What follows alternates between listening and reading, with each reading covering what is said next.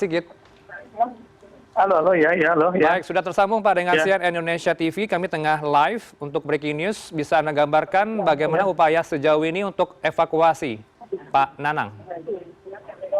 Ya, saat ini masih proses evakuasi dari jumlah korban yang sampai dengan saat ini masih belum bisa ditentukan berapa jumlahnya karena tadinya perkiraan 200, kemudian ada yang udah banyak yang keluar sehingga sekarang masih proses pendataan yang keluar berapa, yang posisinya di mana dan yang kemudian yang tertinggal ataupun terjebak dalam reruntuhan berapa orang.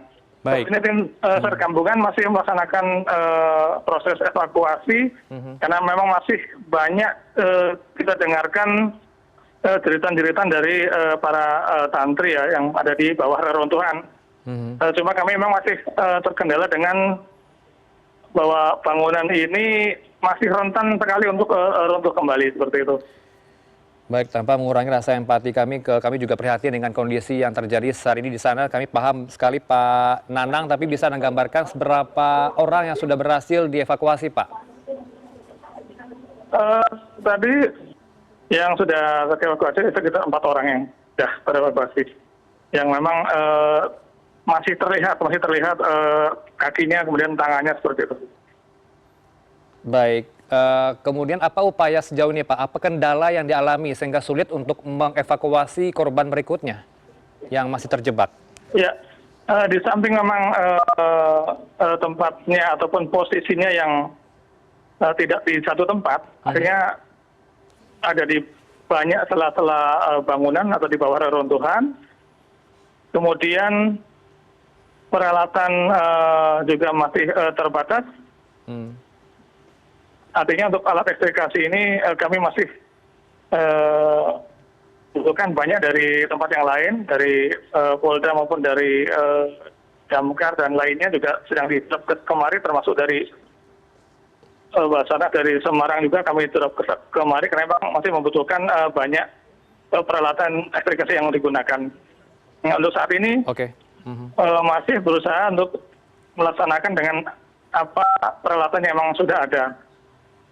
Kemudian karena kami tidak juga bisa menggunakan peralatan yang akhirnya menggunakan getaran. Karena ketika menggunakan getaran itu beberapa peralatan yang menggunakan mesin yang bergetar itu akan rawan sekali untuk membuat roboh bangunan-bangunan yang masih miring seperti itu. Pak Nanang, ini bangunan musola berapa lantai Pak? Sehingga korban ini berada di mana tepatnya? Apakah di lantai bawah, terjebak dengan bangunan yang cukup besar atau bagaimana Pak? Bisa digambarkan ke kami? Ya, untuk bangunan sendiri sedang ada kebocoran di lantai 4, sementara yang ruang untuk sholat adalah di lantai dasar. Oke, ada ratusan begitu ya tengah sholat asar tadi pukul 3 sore Pak? Ya, memang di jumlah santri itu ada sekitar 200-an. Cuma kan kemudian sudah ada yang banyak yang keluar dari musola tersebut, sehingga ini masih mendata yang keluar itu posisinya sekarang ada di mana, berapa jumlahnya, sehingga bisa dengan jelas kita ketahui yang ada di dalam itu masih berapa. Bisa digambarkan Pak kronologi kejadian ini, apakah benar ini mulai dari aktivitas pengecoran di lantai 4, kemudian pondasinya tidak mampu menahan beban tambahan, atau seperti apa Anda lihat di lapangan? Ya, kalau dari informasi dari yang ada di lokasi, masyarakat di sini memang ada pengecoran di lantai 4. Kemudian kami tidak tahu persis, tapi diceritakan dari mereka yang masyarakat di sini, bahwa kemudian dengan pengecoran itu terbebani sehingga mengakibatkan ambruk seperti itu. Dan menimpa bangunan di bawahnya seperti itu. Oke, apakah sudah ada keterangan dari penanggung jawab pesantren Pak untuk kejadian ini ke tim SAR? Sejauh ini apa saja upaya mereka ke Anda? Ya kami belum ada ya, kami lebih fokus ke pencarian yang memang saat ini masih terlihat masih hidup seperti itu. Kami fokus di pencarian ataupun evakuasi kepada korban-korban yang masih hidup atau masih ada suara-suaranya. Baik, ini diinformasikan juga menggunakan peralatan ekstrikasi. Ini apa, Pak? Sehingga membuat kemudahan bagi tim di lapangan untuk mengevakuasi korban. Ya, kami kan perlu peralatan untuk mendongkrak, mengangkat seperti itu. Oke. Yang memang khusus untuk mengangkat bangunan, untuk khusus untuk reruntuhan. Kejadian pukul 3 sore, ini sudah pukul 6 lewat 28 menit. Cukup lama memakan waktu untuk mengevakuasi. Apa saja nanti yang akan Anda upayakan, Pak? Apakah Anda minta bantuan dari pusat, dari Surabaya untuk tim tambahan? Ya betul, kami sudah yang dari Semarang sudah perjalanan, dari kantor Semarang sudah perjalanan ke sini.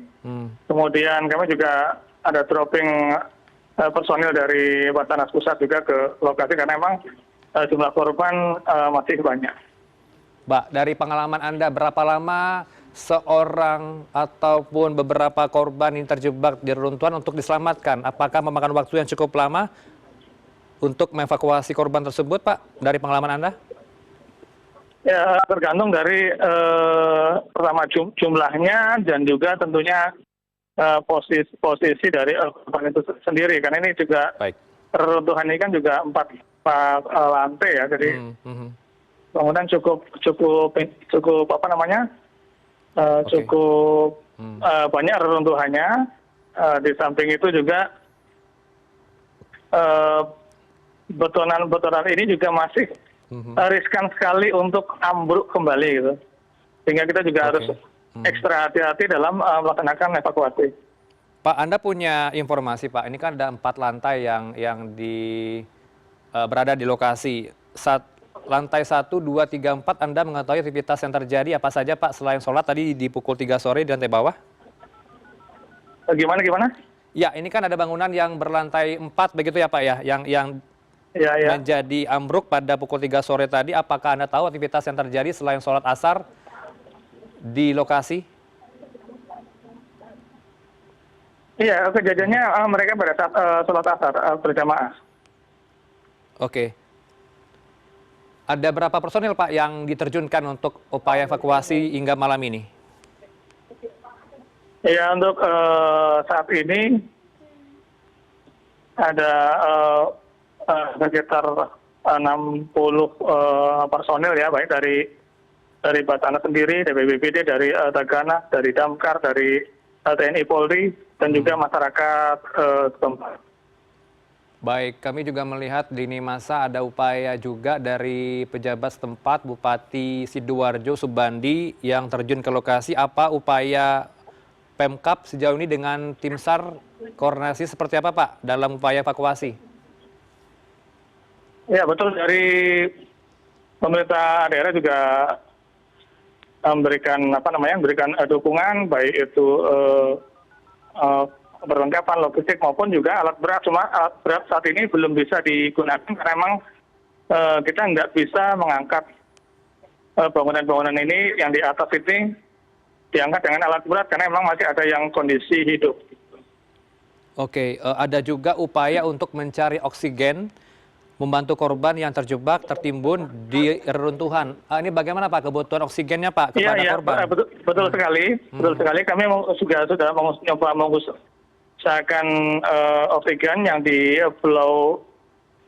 blowerkan ke dalam rongga-rongga yang dimungkinkan di situ ada korban yang masih kondisi hidup. Termasuk kebutuhan logistik untuk relawan gitu ya, Pak, ya, tim di lapangan? Iya. Oke. Gubernur juga informasinya terjun ke lapangan, Pak, untuk mengecek kondisi terkini di sana? Ya, dari Wagub kemungkinan akan ke sini, tapi kami belum tahu pastinya. Baik. Mungkin itu aja dulu, Mas ya. Baik, Pak Nanang Sigit, kami akan kembali ke Anda nanti di beberapa kesempatan lain untuk update-nya. Terima kasih untuk sementara, Pak Nanang Sigit. Tetap jaga keselamatan Anda di sana. Terima kasih, Pak Nanang.